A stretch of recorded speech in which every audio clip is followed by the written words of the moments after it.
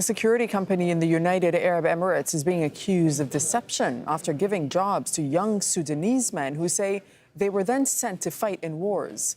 Dozens have returned home, but many are believed to still be in Yemen or Libya. Hiba Morgan reports from Khartoum. When Abid Dafallah got a letter from a recruitment company late last year about work in the United Arab Emirates, he was delighted. He would be able to send money back home to help his family. He applied for a job as a security guard and was taken on by an Emirati company called Black Shield. But when he arrived in Abu Dhabi, he was in for a shock. We were taken to a military camp and given training on how to handle heavy weapons. Most of our supervisors were Emiratis. It was not the type of training you'd get for a job as a security guard.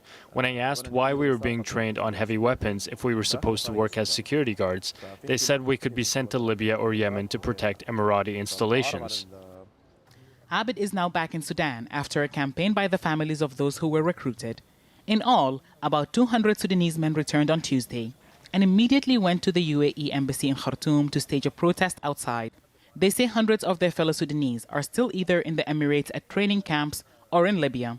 The recruitment company in Sudan has refused to comment.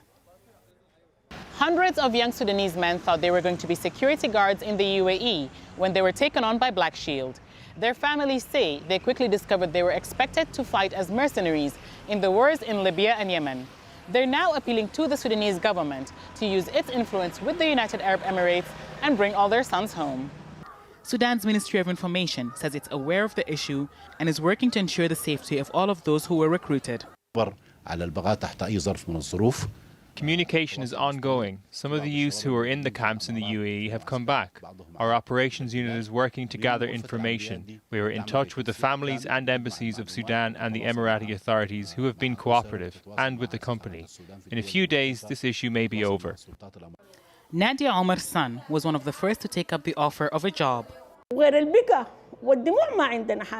We have nothing besides crying and tears. This is not how I usually sound. It's because of all the crying. People console me and say he's not dead. And when he started messaging us, I told his sister to write and say, Luai, if you're in Libya, come back. A sentiment shared by many other mothers who say no amount of money is worth more than having their sons safely back home. Hiba Morgan, Al Jazeera, Khartoum.